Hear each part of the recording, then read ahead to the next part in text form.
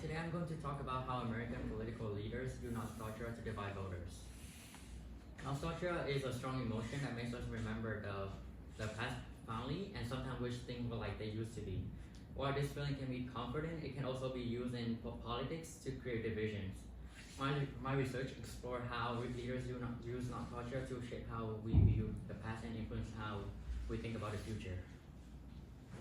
To begin unpacking this idea, I focused on my research on the one central question: how do political leaders in the US use nostalgia to divide voters? Nostalgia can make us feel proud of our history, but when it's used in a certain ways, it can create division and discourage corporations. I'll explain how leaders use this to separate people and gain political support. From that question, I built an argument that breaks down how this works in practice. My argument is that political leaders use nostalgia to divide voters in three major ways. First is idealizing the past. Second is blaming others for present day's problems. And lastly is creating strong emotional reactions. These strategies make it harder for people to come together and solve the issues. In this presentation, I'll explain each method and give examples supported by research. So let's start with the first method is how political leaders use selected story about the past. So one strategy is telling selected stories about the past, only focusing on the good parts and ignoring the bad. For example, is Donald Trump's "Make America Great Again" slogan suggests that life in the past was better, but it leaves out the important facts that like discrimination, racism, inequality, and the structures many groups faced back then. But it's not just about what story are told, it's also about the impact it has on how people see others. According to psychologist Butler, nostalgia can lead people to view others negatively, and leaders present only one side of the history. They often create an idea that certain groups, usually minorities, are to blame for the country's current problems. This tactic builds support by making one group feel superior while ignoring the challenges others face. Another way nostalgia divides is by reinforcing who's in a group and who isn't. Another way nostalgia divides in reinforcing group is identity. Leaders often use it to create an us versus them mindset. They unite their supporters by making them feel like they belong to a special group that is protecting the true values of the country. This happens a lot in nationalist movement, focused defending certain identity against outsiders. Research backs this up, showing how shared values can unite but also exclude. Researcher Bonoski explained that nostalgia can bring people in a group closer by reminding them to share traditions and tradition values. However, it also creates separation from others. Leaders may use this to suggest that things like immigration or progressive ideas are a threat to national identity, which can lead to fear and mistrust.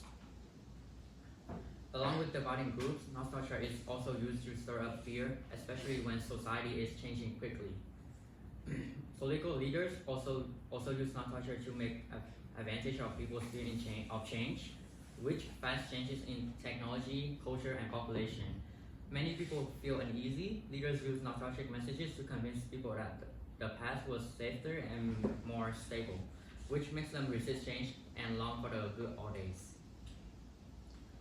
This fear was especially visible during the 2016 election, where nostalgic messaging had a powerful effect on undecided voters. To explore on Skill and Kurt found that during the 2016 election, nostalgic messages appeared to many undecided voters. These messages made the past seem better, which caused people to feel more fearful about the present and the future. This fear allowed leaders to gain support by making the changes seems dangerous. But here's the thing: sometimes the past we long for never really existed. This leads to that what's called nostalgia. In the article, Johan Norbers writes that we're nostalgic for a past that was never as good as we remember. This quote shows how politicians often exaggerate or distort memories of the past to make people think today's problems are new or worse. These false memories make it easier to blame certain groups instead of looking at the real causes of the problems.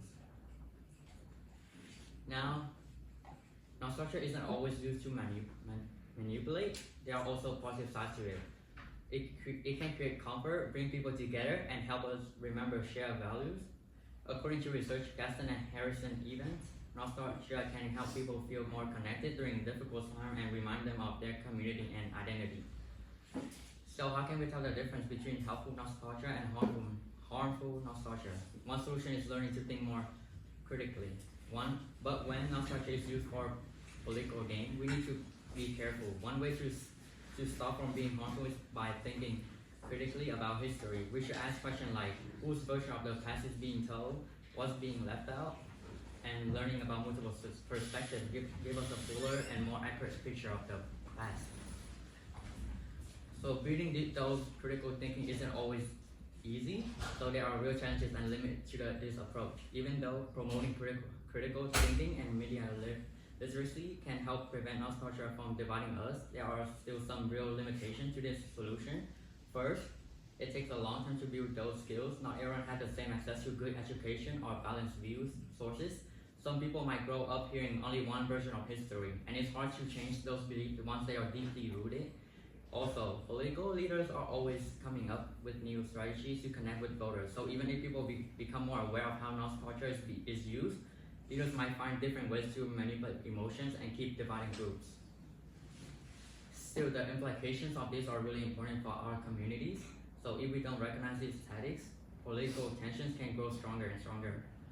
So people might become more suspicious of each other, especially between different social or cultural groups. But we encourage open discussions and teach people to look at the past from more than one perspective, we can start to build more understanding in the long run. Being informed and thinking critically help us become better voter and community members. It's not a quick fix, but it is an important step toward unity. Still, even with these challenges, my research showed that understanding how nostalgia works is a key to build unity rather than division. In conclusion, nostalgia is a powerful emotion that can be used in both positive and negative ways. In politics, it often used to idealize the past, divide groups, and increase fear of change.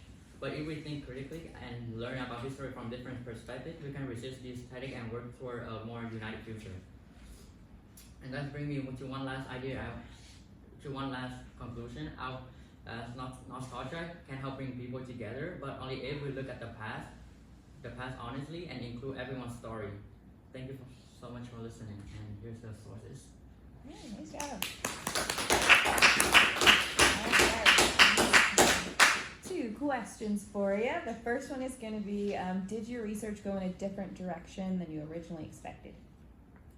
So yes, my research did go in a different direction than I expected. At first, I thought I would focus mostly on how people idolize nostalgia for the past during hard times and difficulties.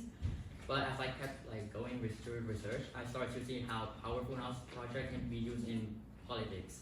I didn't expect it to be used so much by leaders to influence people's opinion and decisions, like how Donald Trump's slogan, he said that "Make America Great Again," influenced a lot of people, and that change made my research more interesting and also much easier to gather sources. And your second question is going to be, what additional questions emerged from your research, and why are they also important to consider?